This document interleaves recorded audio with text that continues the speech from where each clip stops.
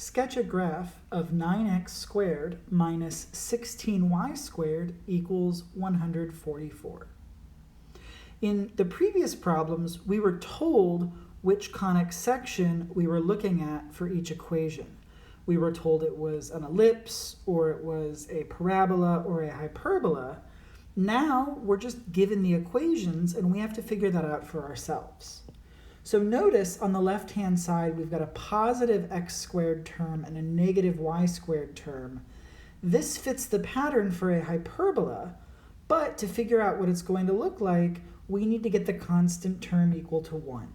So we need to divide both sides by 144. When we do that, we get x squared over 16 minus y squared over 9 equals 1. And this is definitely the form of a hyperbola, so we can go and sketch its graph. Because the x squared term is positive, we know that this is going to be opening horizontally, so the vertices will be on the x-axis.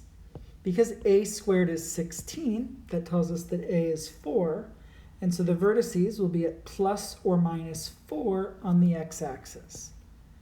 Now because b squared is 9, that tells us that b is 3, and so we are going to put points up and down at 3 and negative 3 on the y-axis, and we're going to use those to sketch the central box to help us draw the asymptotes and then get the graph of our hyperbola.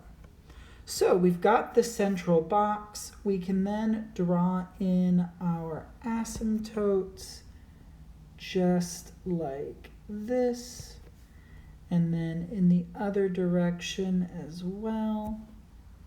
Oop, that wasn't great down there. And then up here, nice. And then we sketch in the graph. We start at the vertices and we draw curves that are tangential to the central box, and then also asymptotically approaching the asymptotes. And we'll do the same for the other side as well. Up there and then down here. And then this is the graph of 9x squared minus 16y squared equals 144.